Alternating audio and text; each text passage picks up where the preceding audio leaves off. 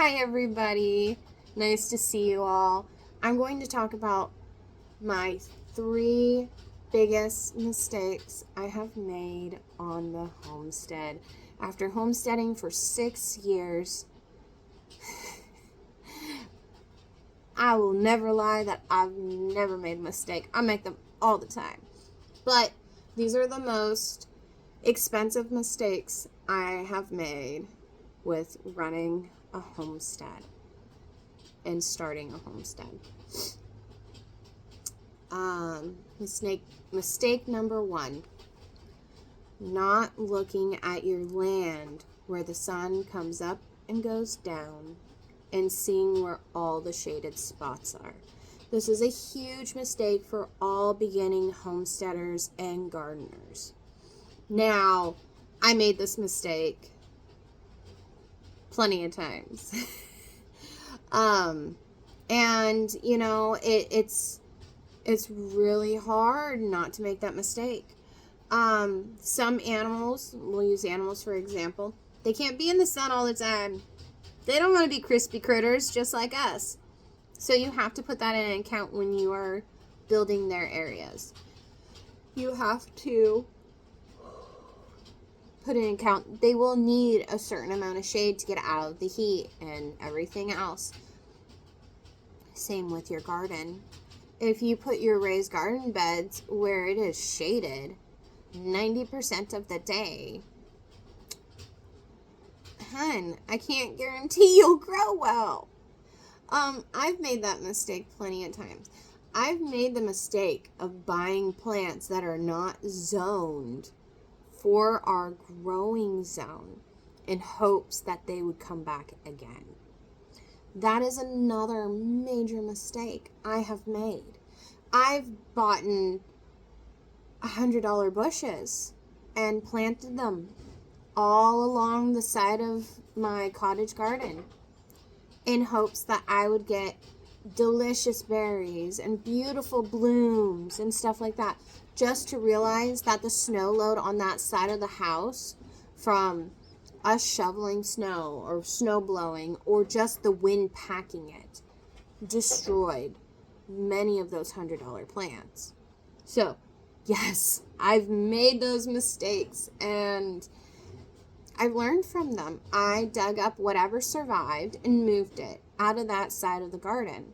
And I put bulbs that prefer to be buried and deep under snow in those areas, just so I could have something beautiful come up every year.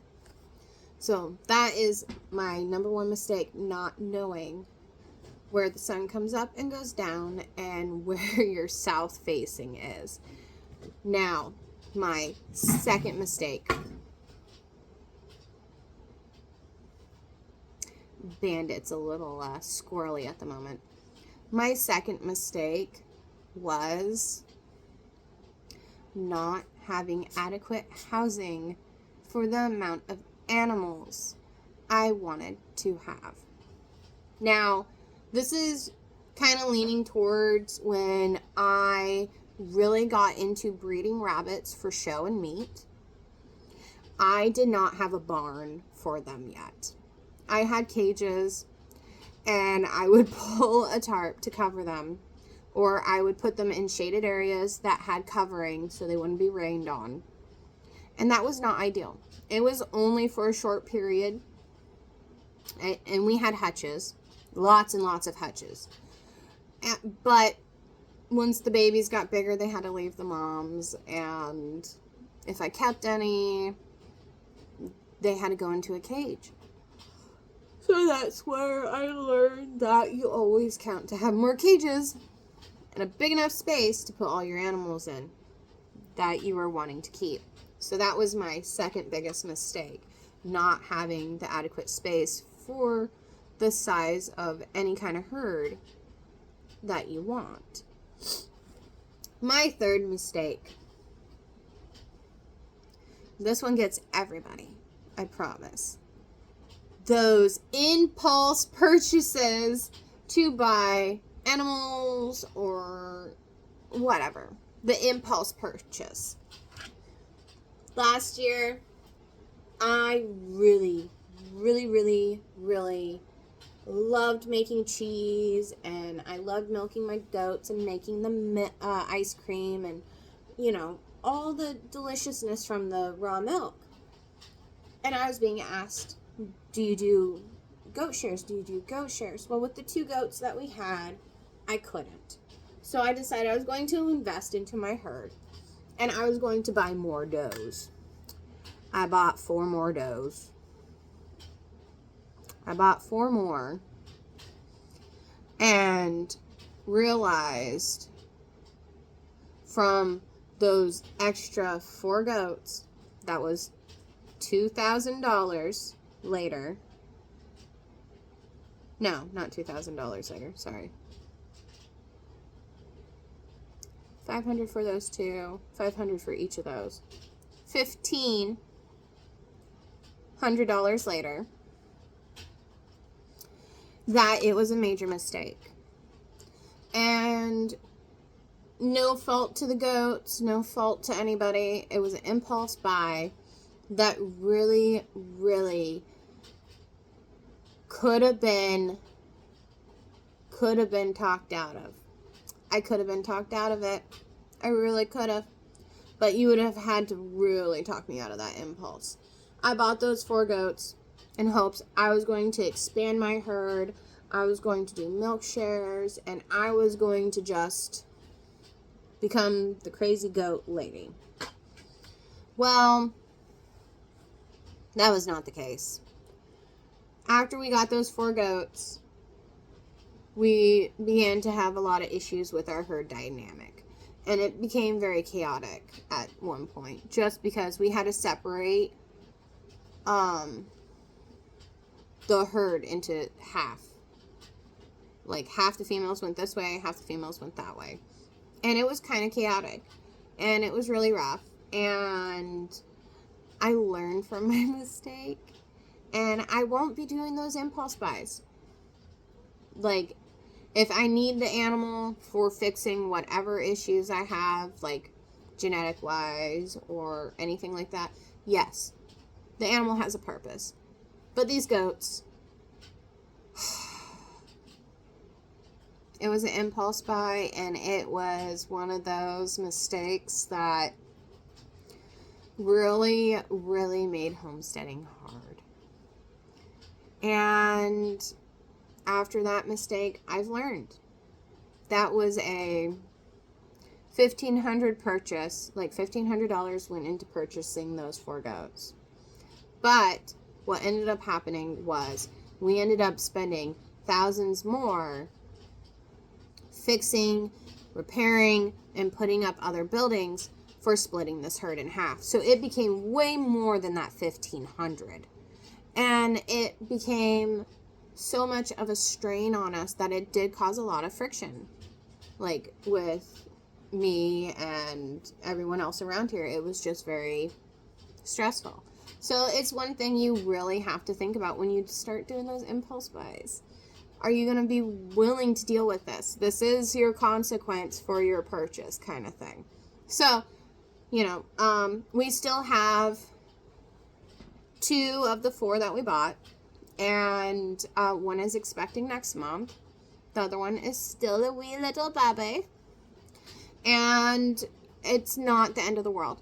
We did get rid of the 2 other does after they were bred, kidded, and I trained them onto the milking stand. So I didn't really lose much in it when it came to that. Those goats went to really good homes with very well experienced people that have been milking goats forever. So I wasn't too worried about those mama goats. I have their babies up on the hill. They're sweet. They're cute. They love us. So it's not anything bad. But it is one of those things, when you start getting really pulled to do a major purchase like that, you got to think really, really, really hard. If it doesn't work out, where are you going to put them? If it doesn't work out and you have to go through a whole season with these goats because it's the dead of winter in Alaska, what are you going to do? So, those are my 3 major mistakes when it came to homesteading for myself over the last 6 years. Now, for anybody that's interested in learning how to homestead or wanting help to figure out how to lay out your homestead on your 1 acre of land, I am here in Wasilla, Alaska, willing to help. There is a fee. I've been doing this for many years, and I have figured out on my 1 acre how to have a running homestead that is functional for your family. And if you're looking for consultations or any kind of assistance, please reach out to the Hammond Urban Homestead plant nursery, and I will get back to you, and we can set up a date and a time, and I will let you know the fees for those things. Now, I run a plant nursery here on our homestead as well.